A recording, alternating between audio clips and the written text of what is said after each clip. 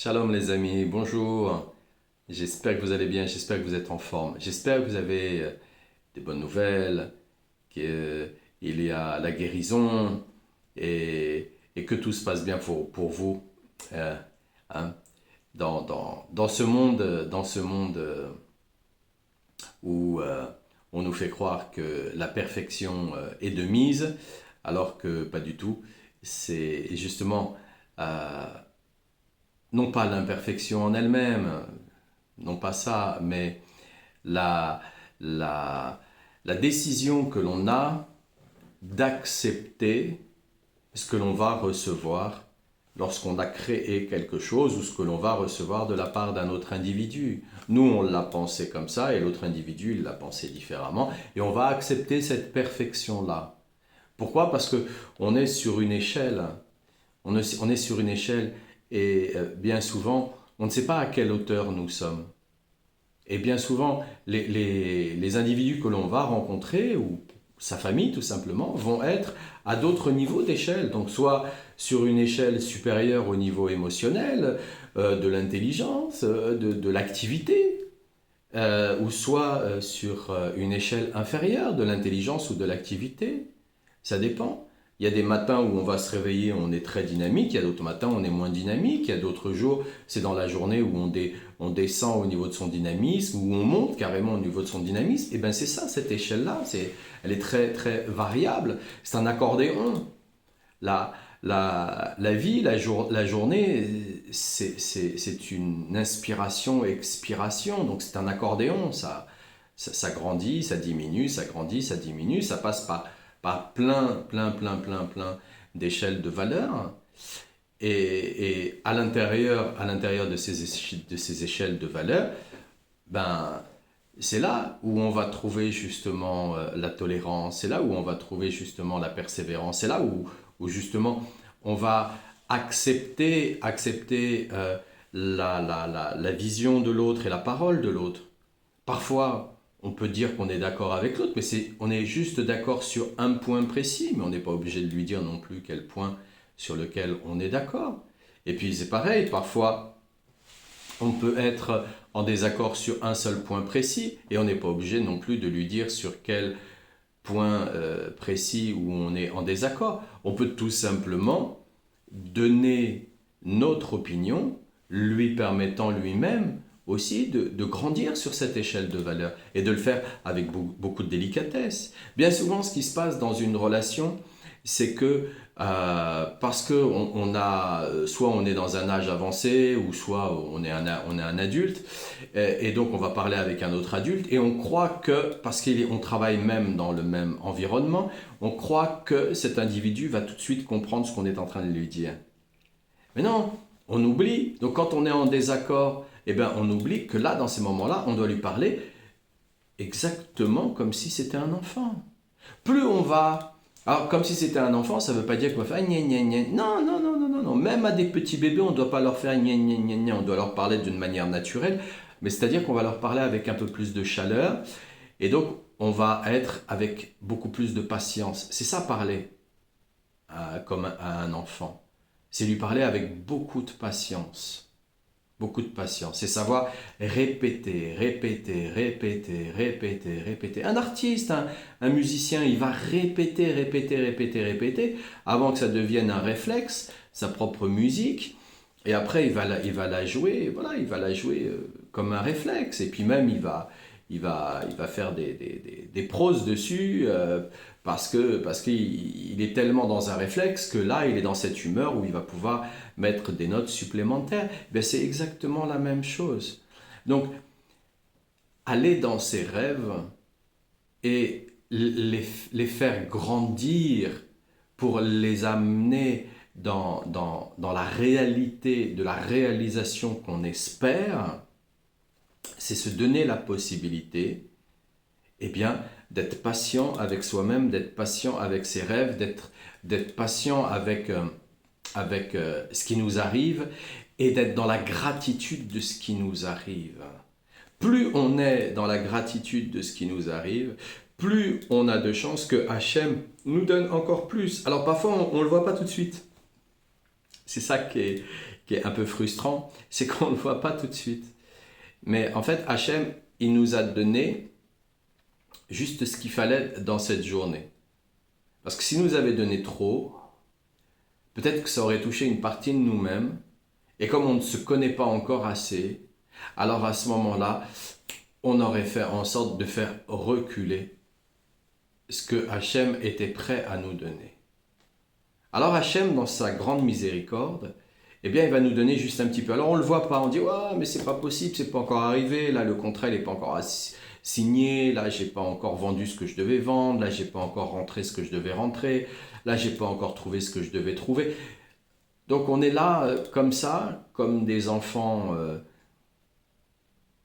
Malheureusement, on est souvent dans cette condition-là, on est souvent des enfants capricieux. Voilà, hein. Et à cause de ça, à cause de nos caprices, on fait reculer la venue de ce que l'on doit avoir véritablement. C'est exactement la même chose avec le fait d'accueillir le Mashiach que Hachem doit nous envoyer. Il doit nous envoyer le Mashiach, mais nous devons être reconnaissants de ce que nous avons. Alors aujourd'hui, c'est vrai que c'est difficile dans beaucoup de situations. Hein. Quand on a des familles où leurs enfants, leurs parents sont otages, c'est extrêmement difficile.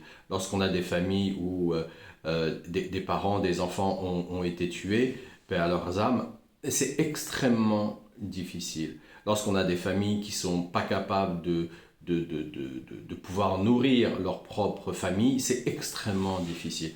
Donc, plutôt que d'aller dans ces extrêmes pour reconnaître que c'est bien ce que l'on a, parce que parfois quand on n'a plus rien à manger, qu'on est prêt à être,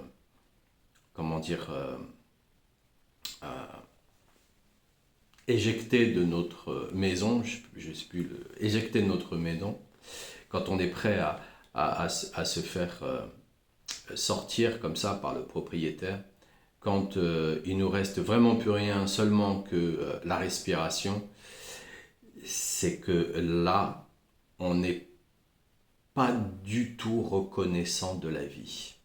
Et ça, c'est complexe. Ça, c'est complexe parce que là, à ce moment-là, il va falloir être extrêmement reconnaissant de la vie. Merci, mon Dieu, pour la vie que tu me donnes. Merci vraiment pour la vie que tu me donnes. Tout le reste, ce n'est que fioriture, ce n'est que... c'est que du plus, mais dans l'illusion, que dans l'illusion. Mais comment ça, c'est du plus dans l'illusion? Comment ça, avoir un enfant en vie, c'est du plus dans l'illusion? Tout est du plus. Il n'y a que la vie en elle-même, que la vie en elle-même. Mais bien souvent, c'est parce qu'on n'est pas suffisamment reconnaissant avec la vie en elle-même. Pourquoi on n'est pas suffisamment reconnaissant avec la vie en elle-même? Parce qu'on ne se connaît pas assez. Plus on va à la rencontre de nous-mêmes, plus on va à la rencontre de nous-mêmes, plus on se connaît. Plus on se connaît. Plus on se connaît, plus on va, entre guillemets, on va connaître Hachem. Plus on va connaître Hachem. Et plus on va aller, et plus on va comprendre une chose qui est fondamentale. Pour Hachem, il n'y a qu'une seule chose qui est importante, c'est la vie. Il n'y a qu'une seule chose qui est importante, c'est la vie. Donc, quand on est arrivé à des niveaux comme ça, c'est qu'on était tellement, on avait tellement oublié, qui est le plus grave des péchés, l'oubli, on avait tellement oublié que même si on n'a rien, même pas de l'eau à se mettre dans la bouche, on a juste l'air, eh bien, on doit être reconnaissant envers Hachem. On doit être reconnaissant par rapport à la vie qu'il nous donne. À la vie qu'il nous donne. Jusqu'à la dernier grain d'oxygène, on doit être reconnaissant de la vie qu'il nous donne. Et quand on arrive là dans ce genre de situation pour aller jusque-là, c'est extrêmement difficile, extrêmement difficile. Mais on s'est laissé avoir laissé avoir par les anges des mauvais décrets. On s'est laissé avoir en adhérant totalement à leur système de pensée et à leur système de vie. Alors, il nous dit là, dans la Torah, après cette introduction, il nous dit là dans la Torah numéro 10, tout a un rapport avec Purim. Mordechai, Esther et Haman est également avec le sort jeté par Haman et la mesure d'un homère d'orge. Car Haman est synonyme d'idolâtrie.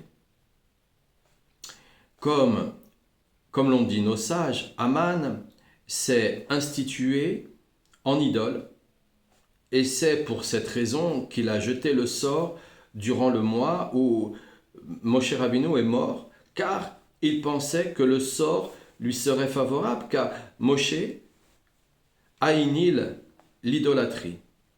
Et c'est pour cela que Moshe a été enterré en face du Beth Péor afin d'annihiler l'idolâtrie de Péor. Comme l'ont expliqué nos sages, la valeur numérique de Moshe équivaut à celle de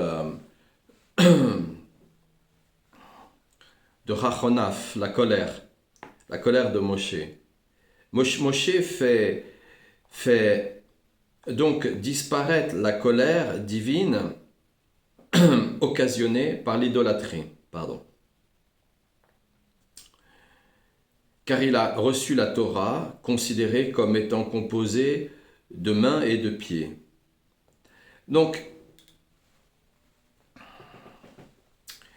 là, on est dans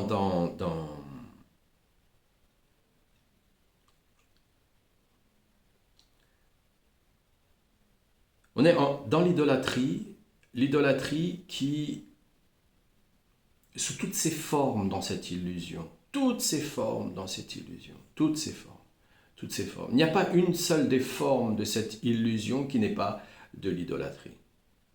Il n'y a pas une seule forme. On est totalement, accroché à sa paire de chaussures.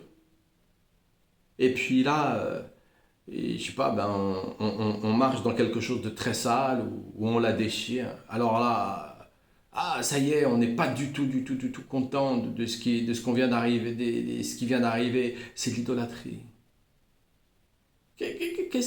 Peu importe une paire de chaussures ou pas, peu importe si celui qui s'achète une paire de chaussures très chère et il est capable de se l'acheter très cher, c'est qu'il a envie, c'est son truc à lui, voilà, il est dedans, voilà, c'est son truc à lui, il a besoin de s'imaginer qu'il a besoin de ce genre de choses, voilà, ça peut, voilà, il s'est motivé à avoir une meilleure parnassa pour acheter ce genre de chaussures. Ok, d'accord. Mais de là à se mettre en colère parce qu'on a marché dans quelque chose de sale ou que on l'ait déchiré, c'est qu'une paire de chaussures.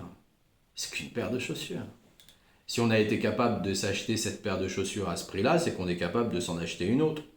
Donc, c'est qu'une paire de chaussures. Tout ça, ça passe et ça casse. Hein. Tout lasse, tout passe, tout casse, comme on dit. Donc, peu importe. Donc, là, il vient nous expliquer donc, qui est Haman.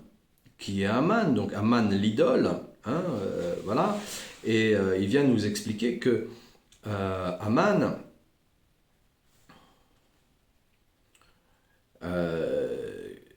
comme il a été enterré en face de Péor, l'idolâtrie, il pense que l'idolâtre, comme il a été enterré en face, qu'il a annihilé l'idolâtrie de Péor, eh bien, ça va lui-même lui enlever son idolâtrie. Il pense ça, il interprète.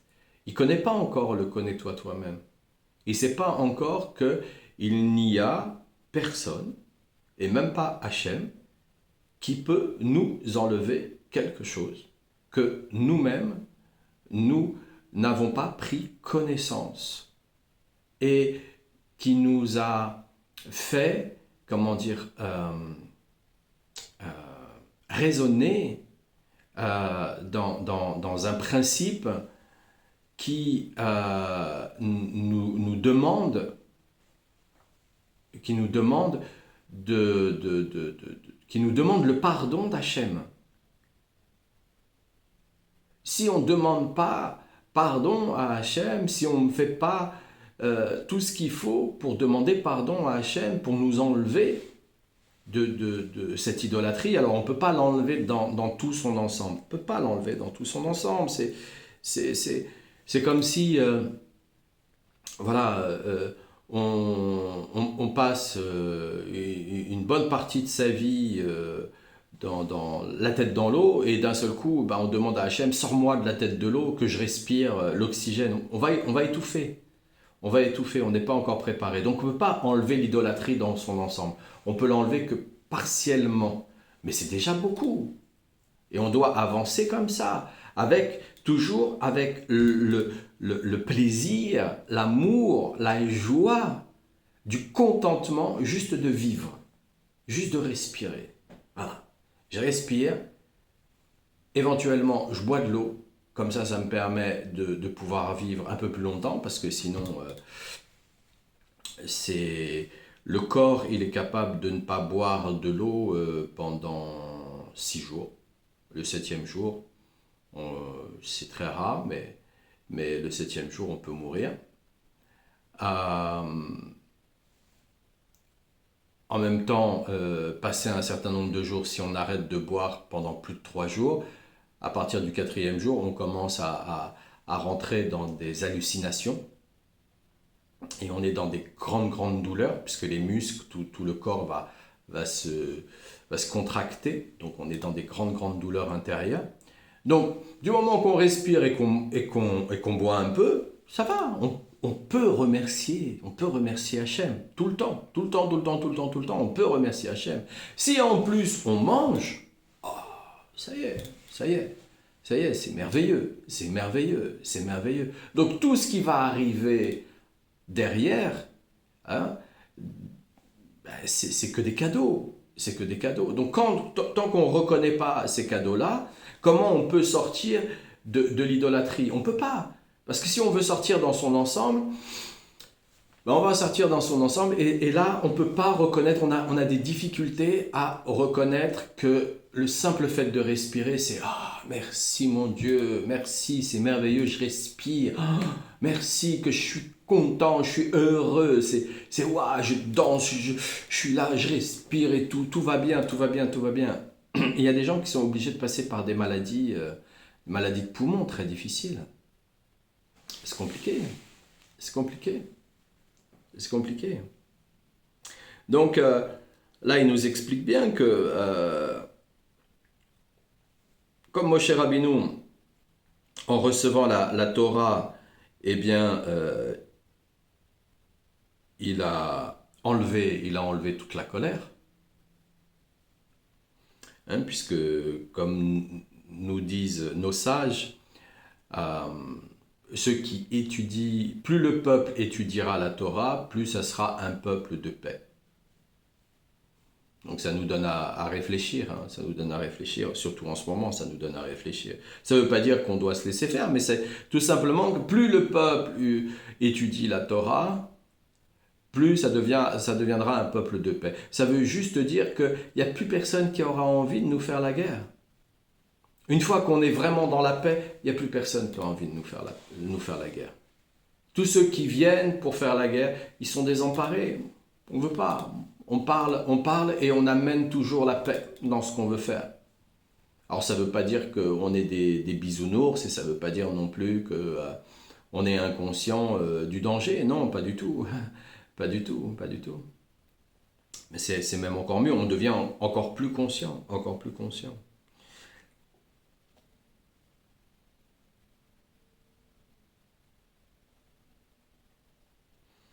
Donc,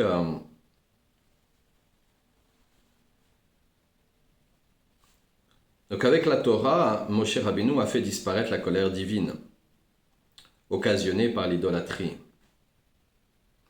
C'est quand on est dans l'idolâtrie, malheureusement, ben, on attire vers soi la colère divine. Et une fois qu'on a attiré vers soi la colère divine, bon ben voilà, on a des guerres. On a des guerres. Il y a des gens, ils vivent continuellement là-dedans parce qu'ils sont continuellement dans l'idolâtrie. Et puis Hachem, pour nous permettre à l'ensemble de l'humanité de continuer à avancer, à évoluer, eh bien, il a créé des nations qui, elles, ne seront pas du tout dans l'idolâtrie, mais elles seront dans un niveau de rigidité, de rigueur, qui ferait que dès qu'il y a quelqu'un qui ne correspond pas à leur rigueur, alors ils auraient envie de le tuer. Ils auraient envie de le détruire. Donc ça demande vraiment, vraiment, vraiment, vraiment à réfléchir et vraiment à se dire, bon, alors on veut la paix, alors il va falloir qu'on laisse tomber beaucoup de choses. Beaucoup, beaucoup, beaucoup de choses. Et c'est pareil, ça ne se fait pas comme ça du jour au lendemain. Si demain on a des révélations totalement vraies sur la naissance des religions et comment elles sont nées et pourquoi elles sont là, et que les religions tombent, mais qu'est-ce qu'on fait de tous les gens qui croient dans ces religions-là? On les laisse errer dehors, il n'y a plus rien, ils pleurent. Vous avez vu la joie que les gens peuvent avoir là, juste parce que ils viennent d'élire un nouveau pape. Vous avez vu la joie dans laquelle les gens sont. Hachem, il est miséricordieux, Hachem, il les laisse. Tant que vous êtes dans la joie, vous êtes content, c'est ce qu'il veut, Hachem. Hachem, ce qu'il veut, c'est qu'on soit content de ce qu'on a, d'avec quoi on vit, mais pas qu'on soit dans l'idolâtrie. Pas qu'on soit dans l'idolâtrie. Alors ça ne veut pas dire qu'ils ne sont pas dans l'idolâtrie, non, ça ne veut pas dire ça. Ça veut juste dire que Hachem, il veut qu'on soit content, c'est tout. Après, petit à petit, il nous démantèle nos histoires et nos interprétations. Petit à petit, il nous démantèle tout ça. Donc après, comment ça va aller, cette histoire, on ne sait pas. On ne sait pas, on verra bien. On verra bien. On est là, on va découvrir. Il y a des chaînes de télé, ils vont s'emparer de l'information très vite. Donc, on ne sait pas comment ça peut aller. Donc, on est là, on regarde. Mais ce que veut Hachem, c'est qu'il veut que nous puissions être heureux. Heureux, mais heureux sans idolâtrie. Parce que l'idolâtrie, c'est éphémère. L'idolâtrie, c'est exactement comme si on allait donner la pièce à la tzedaka pour nourrir un riche. Où est-ce qu'il en a besoin? Il n'en a pas besoin. Il s'en fout. Il a tout ce qu'il veut comme argent. Il n'en a pas besoin. Alors pourquoi on va lui donner de l'argent? Pour faire quoi? Pour lui brosser les pompes. C'est ça. C'est ça. Donc l'idolâtrie, c'est ça. C'est perdre sa vie. C'est ça l'idolâtrie. C'est perdre son temps. C'est ça l'idolâtrie. Donc en perdant sa vie, en perdant son temps, bon ben voilà, on perd sa santé. C'est ça l'idolâtrie. Pourquoi les gens sont malades? C'est à cause de l'idolâtrie. Et de cette manière-là, bah, quand on a perdu l'idolâtrie, bah, là, on en redevient guéri. Alors pourquoi l'idolâtrie amènerait la maladie? Mais bien souvent parce qu'on n'est pas reconnaissant d'être en vie. Il y a combien de gens qui disent « Moi, j'aime pas la vie ici sur la terre, j'en ai marre. Qu'est-ce que c'est que ça? Il y a toujours des guerres, il y a toujours un truc. Et puis, si Dieu existait, ça se passerait pas comme ça. » Voilà, ils ont plein de théories fumantes. Où ils sont toujours en colère pour un truc, où ils sont jamais contents, où on leur offre un cadeau. « Ah bah ouais, mais c'était pas ça que je voulais. Voilà. Ah bah non, mais moi je te fais pas de cadeau parce que je sais pas quoi te faire. Voilà. » C'est ça l'idolâtrie. C'est ça l'idolâtrie. C'est l'individu qui il est jamais content. Il est pas content de respirer. Il est pas content d'avoir deux bras. Alors on lui en enlève un. Et avec Hachem, ça fonctionne de cette manière-là. Je vais tout te donner, et ensuite, je vais t'enlever pour que tu viennes de plus en plus vers toi, te connaître vers toi, que tu le connais toi-même, qu'on puisse se connaître nous-mêmes, et qu'ensuite qu'on soit super content. Regardez, ici, nous vivons en Occident, il y a les trois quarts de la planète qui sont au régime. Un quart de la planète, pardon, qui est au régime, pendant que les trois quarts meurent de faim. Regardez, là, on arrive, là, on est au printemps, voilà, c'est, faut maigrir, faut ceci, faut le ventre plat, faut le truc, le machin, le bidule. Laisse-toi manger, ton corps, tu vas arriver à un âge, tu vas arriver à un âge, tu vas avoir tes pectoraux, tu vas devoir porter un soutien-gorge. Donc, à quoi ça sert? À quoi ça sert? À quoi ça sert? Ce qu'il faut, c'est avoir les muscles qui tiennent le squelette, qui soient suffisamment musclés pour quand on tombe, eh bien, on ne se casse pas quelque chose. Voilà, à quoi ça sert les muscles? Mais ça ne sert pas à aller frimer en été dans des tenues. Ça ne sert pas à ça. Ça ne sert pas du tout à ça. Ou à croire qu'on est toujours... Alors, on vit dans des pays qui sont, entre guillemets, soi-disant en paix. Et les gens, ils apprennent des techniques de combat, de trucs, de machin. Mais on n'est pas en guerre. À quoi ça sert? À quoi ça sert? Ah ouais, mais on sait jamais si je me fais agresser dans le métro. Mais il y a plein de caméras. Il y a des gens tout autour. Crie. Tu cries. Tu cries. Voilà. Tu te débats. Tu fais n'importe quoi. Tu te débats. Tu te fais passer pour un fou et puis ils vont se sauver.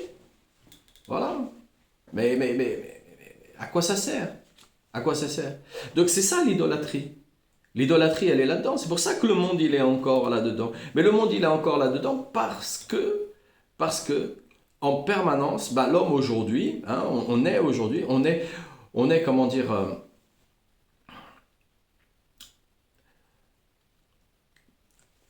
à force qu'on nous injecte des pensées à différents types de pensées, de jugements, c'est devenu des réflexes. On y adhère, on croit que hein, c'est l'individu qui est petit, chauve, qui n'a pas vraiment un visage extraordinairement rayonnant de beauté, euh, et on lui présente une femme, il dit ah non, elle n'est pas assez belle. Mais regarde-toi, regarde-toi, regarde.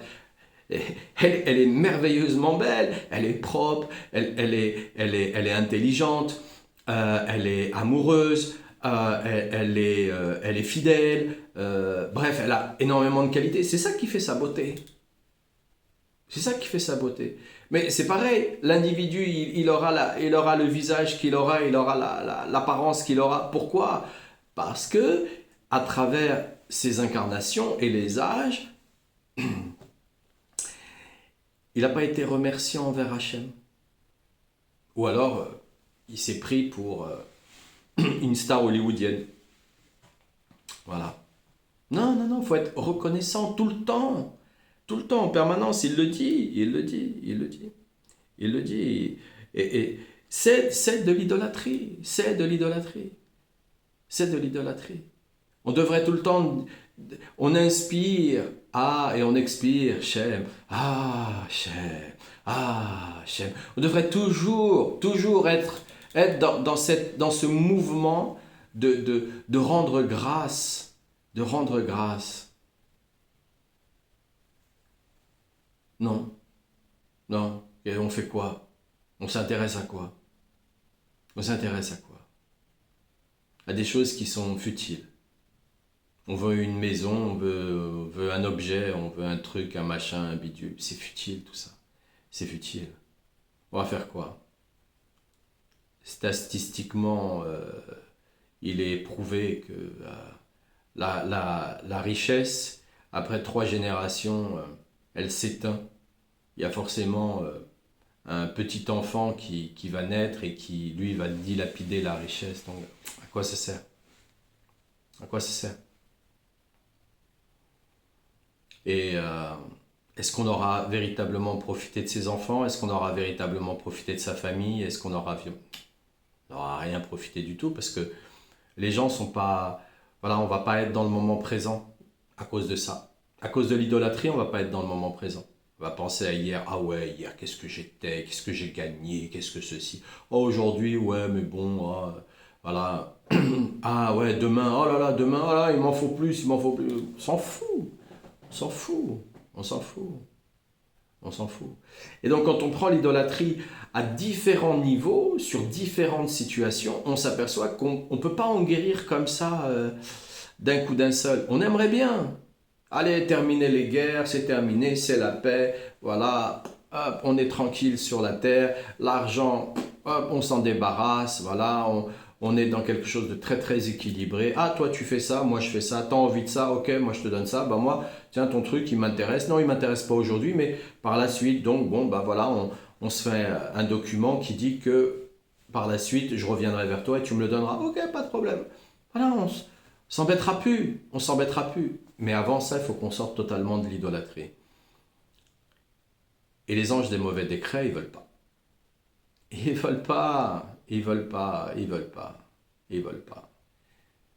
Ils veulent pas. Ils veulent que ça continue à voler bas pour que ça, ça, ça aille dans ce que eux, ils ont décidé. C'est-à-dire que l'humanité ne sert à rien. Eux sont dans la perfection. L'humanité ne sert à rien. Voilà ce qu'ils veulent. Ils veulent prouver ça. Mais non, non, non, parce qu'il y a de plus en plus d'individus qui sortent de plus en plus de l'idolâtrie. Et c'est ça. Et c'est ça la beauté des choses. C'est ça la grandeur. La grandeur d'Hachem, c'est qu'il y en a de plus en plus, de plus en plus, de plus en plus qui sortent de l'idolâtrie. On en sort de plus en plus. On n'est pas intéressé par ces choses-là. Il y a des enfants, enfin il y a des adultes aujourd'hui, ils ont 30 ans, et qui ont des enfants même, et ben, ils sont pas intéressés, ils s'en fichent, ils sont pas dans cette apparence, ils s'en fichent. Ils ont un téléphone, ouais, et alors, à quoi ça sert? Voilà, mais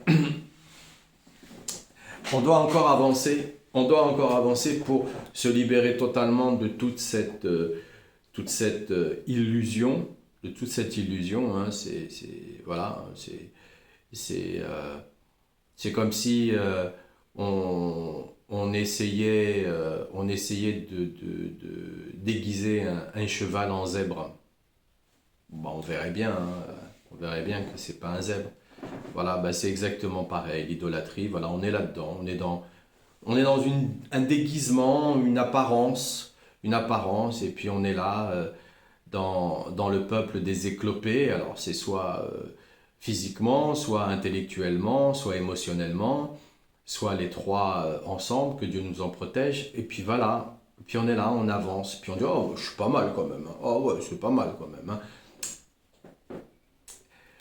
On sort de l'idolâtrie et on voit véritablement la beauté que nous sommes. Et en regardant véritablement la beauté que nous sommes, on n'a plus envie après, c'est plus intéressant.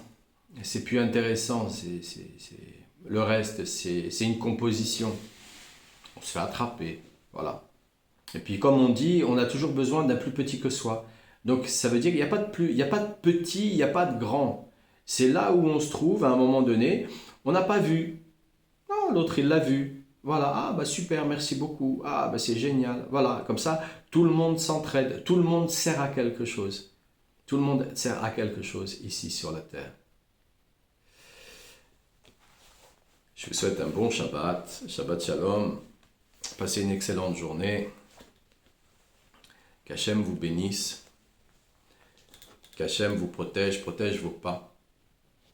Qui vous donne la possibilité d'aller à la rencontre de vous-même durant ce Shabbat. C'est un moment important. Et étant donné qu'on est dans la dynamique où on rentre petit à petit, voilà, on rentre petit à petit dans la connaissance de soi-même pour sortir des 49 portes de la Touma, du mal. Alors, Refoua Shlema aussi pour les malades.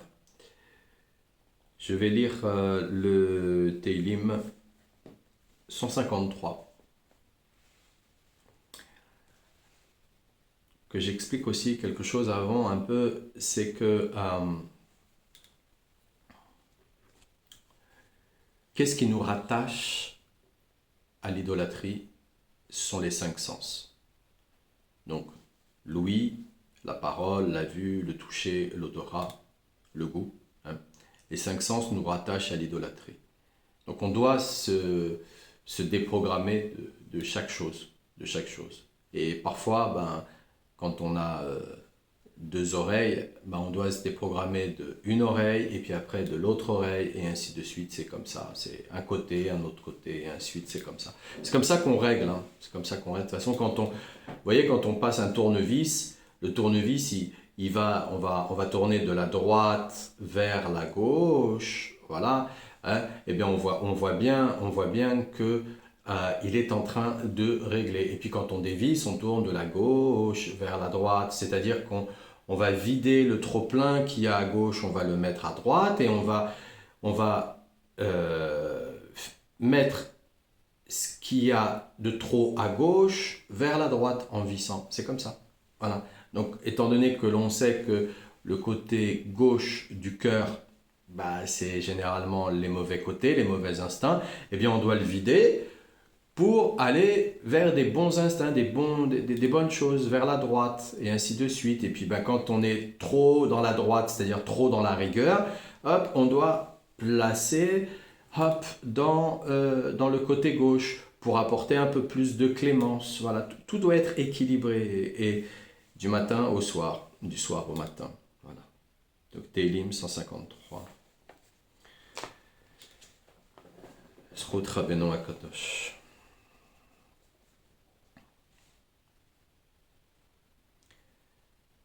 Che'e oni vechale tseni ki tochatecha lo שכחתי חיבה חיבי וגאלני לאמחתך חייני רחוק מחשיים ישועה כי חוקך לא חשו חכמך חבים אדוני כמשפטך חייניך במחודפה וצחה מדבותיך לא נתיתי חייתי בוגדים ואת קוטתם אשר עמך תחלו שמחו חם כי פיקודך אהבתי אדוני כחסדך חייני חוש דבחך אמת ולעולם כל משפט צדקך. Baruch Hashem, merci Rabbeinu. Merci. Alors j'ai pas frappé dans les mains exprès. exprès les amis, exprès. Voilà, tout simplement. Tout simplement pour... ça doit être quelque chose qui ça peut pas être une habitude. On peut pas en faire ça. On peut pas en faire une habitude. On peut rien en faire une habitude. Quelque chose de routinier. Non, il faut que ça soit quelque chose qui sorte du cœur, qui soit spontané, qui soit motivant, qui soit Euh, on a envie d'apporter un peu de changement. Bah là, j'ai souhaité apporter ce changement-là, justement pour aussi apporter cette étude-là. Excellente journée.